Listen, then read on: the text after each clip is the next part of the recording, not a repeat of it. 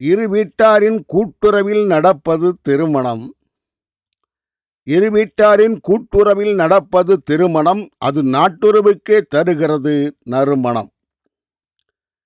இறை இல்லத்தில் இரு மனங்கள் இணையும். இறை இல்லத்தில் இரு மனங்கள் இணையும். இறையிருளால் அங்கு இன்பம் ஒன்று விளையும். இறை இல்லத்தில் இரு மனங்கள் இணையும். இறையருளால் அங்கு இன்பம் ஒன்று விளையும். வயலில் பயிறு ஒன்று வளர்வதைப் போல வயிறில் உயிர் ஒன்று வளரும். அதனால் உறவு பாசம் மலரும். இனி அங்கே மழலை சத்தம் கேட்கும். இனி அங்கே மழலை சத்தம் கேட்கும். அது மன கவலையை நித்தம் போக்கும். மனிதனுக்கு உறவுகளால் தான் நன்மை. மனிதனுக்கு உறவுகளால் தான் நன்மை. இது உலகறிந்த உண்மை. குழந்தைகள் வாழும் வீடு அது அந்த குல தெய்வத்திற்கு ஏது ஈடு. குழந்தைகள் வாழும் வீடு அந்த குல தெய்வத்திற்கு ஏது ஈடு. வீட்டில் குழந்தைகள் போடும் சத்தம்.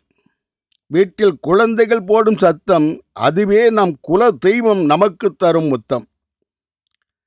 வீட்டில் குழந்தைகள் போடும் சத்தம் அதுவே நம் குல தெய்வம் நமக்கு தரும் முத்தம். குழந்தைகள் செய்யும் குறும்பு. குழந்தைகள் செய்யும் குறும்பு அது நமக்கு இனிப்பு சுவையுள்ள கரும்பு.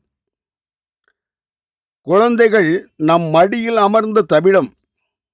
குழந்தைகள் நம் அடியில் அமர்ந்த தவிழும். அதைக் கண்டு நம் மனமும் மகிழும். குழந்தைகள்தான் நம் குல தெய்வத்தின் வித்து. குழந்தைகள்தான் நம் குல தெய்வத்தின் வித்து. அது நம் குலம் வாழ இறைவன் தரும் சொத்து. குழந்தைகள்தான் இல்வாழ்வின் இணைப்பு. குழந்தைகள்தான் இல்வாழ்வின் இணைப்பு. அது இறைவனால் வரும் பிழைப்பு. குழந்தைகள்தான் இல்வாழ்வின் இணைப்பு. அது இறைவரத்தால் வரும் பிணைப்பு. நம் இல்லத்தில் அரும்பு மலர்கள் மலரட்டும். நம் இல்லத்தில் அரும்பு மலர்கள் மலரட்டும். அது எறும்பு போல குறும்பு சேட்டை செய்யட்டும். நம் இல்லத்தில் அரும்பு மலர்கள் மலரட்டும். அது எறும்பு போல குறும்பு சேட்டை செய்யட்டும்.